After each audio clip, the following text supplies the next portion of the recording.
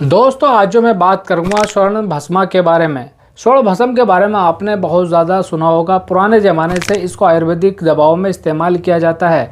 जैसे कि पुरुषों के अंदर बहुत ज़्यादा कमज़ोरी हो जाती है, स्टेमिना कम हो जाता है, टाइमिंग कम हो जाती है, ना मर्दानगी की शिकायत हो जाती है, उसमें स्वर्ण भस्मा को इस्तेमाल में लाया जाता है। दोस्तों स्वर्ण भस्मा गोल्ड की ऐश से बनाई जाती है, लेकिन ध्यान रहे जो गोल्ड होता है उससे डायरेक्ट स्वर्ण भस्म नहीं बनाई जाती है। गोल्ड से ऐश बनाकर यानी उसकी राख बनाकर साइज के पार्टिकल बनाकर उसको फिर स्पेशल एक प्रक्रिया से गुजारा जाता है और उसको प्यूरिफाई किया जाता है। गोल्ड में टॉक्सिक सब्सटेंस होते हैं उनको निकाला जाता है, फिर इसको दवाइयों में इस्तेमाल में लाया जाता है। ये स्वर्ण भस्म सेहत के लिए बहुत ही अच्छी होती है। अगर आपके अंदर इम्यूनिटी कमजोर हो गई है, आपकी सेहत डाउन हो रही है, आपके अंदर इम्यूनिटी कमजोर हो गया, आप बार बार बीमार पड़ते हैं, आपके अंदर स्टेमिना टाइमिंग बिल्कुल खत्म हो गई है, उसको ठीक करने के लिए स्वर्ण भस्म को इस्तेमाल में लाया जाता है।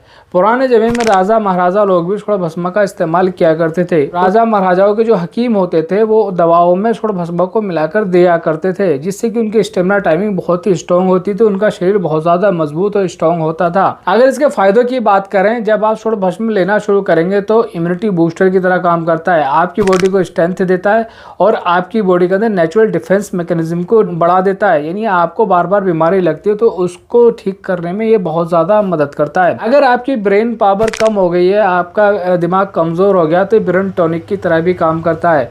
आपकी मेमोरी पावर को इंक्रीज करता है, आपके फोकस को बढ़ाता है, आपके कंसंट्रेशन को बढ़ाने में ये मदद करता है। आपको नींद कम आती है तो आपकी नींद में भी सुधार लाता है। अगर आपकी स्टेमिना टाइमिंग बहुत ज्यादा कम हो गई, ना मर्दानगी की शिकायत हो गई है, तब भी ये फिजिकल स्ट्रेंथ को बढ़ाकर आपके स्टेमिना टाइमिंग को बढ़ाता है। आपकी जो अंदरूनी कमजोरी होती है उसको दूर करने में मदद करता है। अगर आपको कोई क्रोनिक डिजीज रहती है, आप बहुत लंबे समय से बीमार रहते हैं, लगातार आप दवाइयाँ खा रहे हैं, जैसे कि अस्थमा आपको हो गया या फिर रिमोटेड आर्थराइटिस हो गया, जोड़ों का दर्द हो गया, गठिया हो गया, उसमें स्वर्ण भस्मा को इस्तेमाल किया जाता है। ये स्वर्ण भस्म जो सेहत के लिए बहुत ही अच्छी होती है, लेकिन इसको एक लिमिटेड डोज में इस्तेमाल में लाया जाता है। अगर आप गलत तरीके से इस्तेमाल करेंगे तो आपकी सेहत को नुकसान देता है। इसलिए इस वीडियो में आपको डोज नहीं बता रहा हूँ। अगर आपको डोज जानना है तो आप मुझे कमेंट करें, मैं कमेंट में आपको बता दूंगा। जब आप स्वर्ण भस्मा को लेते हैं तो आपको कुछ साइड इफेक्ट देखने को मिलेंगे, जैसे कि कुछ आपको स्वर्ण भस्म खाने के बाद में चक्कर आ सकता है, जी मतला सकता है, उल्टी ऐसा मन हो सकता है, आपके पेट में दिक्कत हो सकती है। ये कुछ साइड इफेक्ट इसके कॉमन देखने को मिलते हैं। अगर कॉन्ट्राइंडिकेशन की बात करें,